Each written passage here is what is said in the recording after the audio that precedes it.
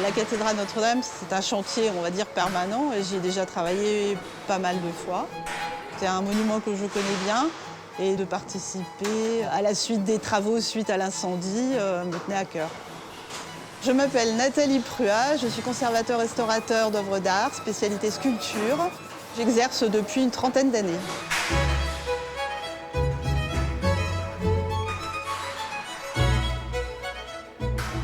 Ici, nous sommes dans le déambulatoire du chœur, plus exactement dans la chapelle Saint-Marcel. Actuellement, je travaille sur deux sculptures. Le mausolée cardinal Belois qui est juste derrière moi. Ensuite, le monument de Quélène, essentiellement en marbre. Alors ici, c'est la partie après dépoussiérage et avant nettoyage, et ici, en cours de nettoyage. Le métier de conservateur-restaurateur de sculpture consiste à conserver, c'est-à-dire à stopper les dégradations, et ensuite à restaurer, donc à rendre une lisibilité à l'œuvre. Quand on restaure, on conserve, donc on n'invente pas. Donc si il manque une main, on ne va pas la refaire.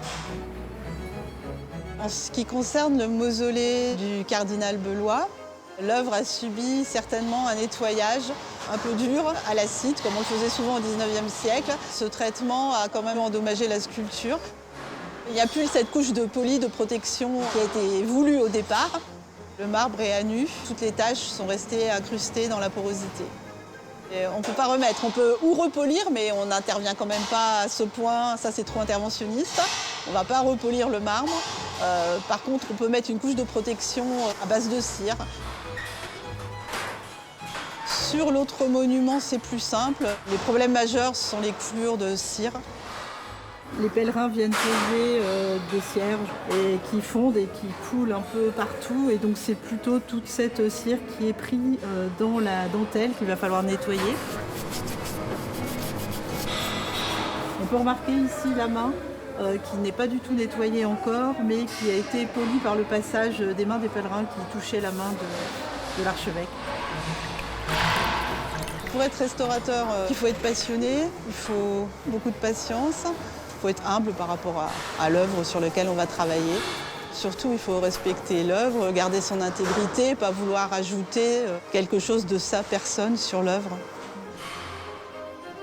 Donc en France, il y a 4 formations qui sont agréées. L'Université Paris 1 Panthéon-Sorbonne, il y a l'INP, l'Institut national du patrimoine, il y a l'École de Tours et il y a l'École d'Avignon.